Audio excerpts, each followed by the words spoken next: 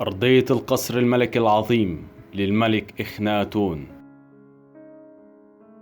تعتبر أكبر قطعة معروضة في المتحف المصري، وتعود إلى فترة العمرنة عهد الملك إخناتون. وتتكون الأرضية من الطوب الطيني المغطى بطبقة من القص، ثم يتم رسمها كما نلاحظ لا تزال تحتفظ بألوانها الزاهية.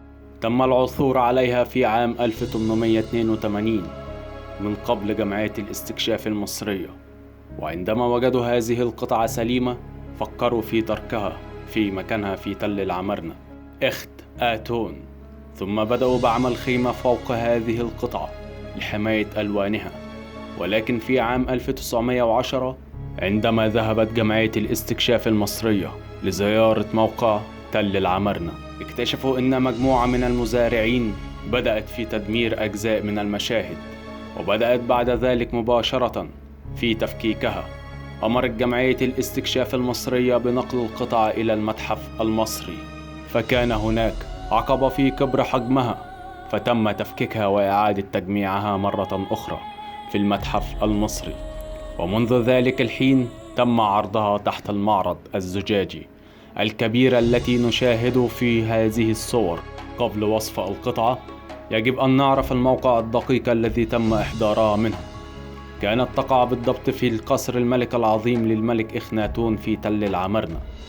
تم تقسيم تل العمرنة إلى 5 مناطق رئيسية، هي المدينة الشمالية، حيث تم العثور على قصر نفرتيتي، القصر الذي انتقلت إليه نفرتيتي عندما نفت نفسها بعد النزاع الذي دار بينها وبين إخناتون.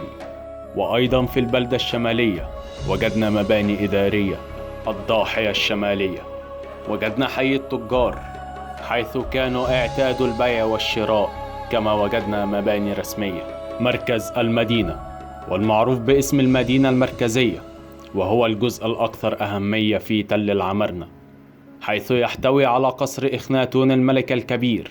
تم بناء هذا القصر الملكي لرؤية النيل على الجانب الغربي، ويبلغ طوله 300 في 600 متر، مما يعني أنه كان ضخما إلى حد أنه كان يعتبر أكبر قصر تم بناؤه على الإطلاق في تاريخ الشرق الأوسط.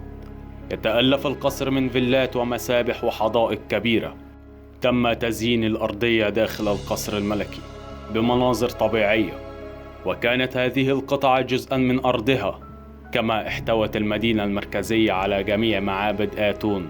الضاحية الجنوبية تحتوي على ما نسميه ميرو إتن، وهو منتجع ديني ممتع، يحتوي على معبد، مقصورة، حمامات سباحة، وحدائق محاطة بجدار مغلق. المدينة الجنوبية تحتوي على جميع المناطق السكنية لكبار المسؤولين الذين عاشوا في عهد الملك إخناتون.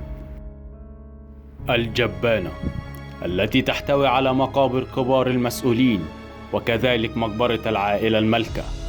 وصف القطعة: هي قطعة مستطيلة الشكل مرسوم عليها النباتات المختلفة، لوتس وبردي، والطيور تتنقل من نبات لآخر. وأيضا مرسوم بركة مستطيلة الشكل يوجد بها خطوط مموجة لونها أزرق لتعطي شكل الماء، ويطفو فوقها زهور اللوتس والبردي. وأيضا يمكننا أن نرى مرسوم على الأرضية ما يعرف وهي أقواس تمثل الأعداء ال9 لمصر.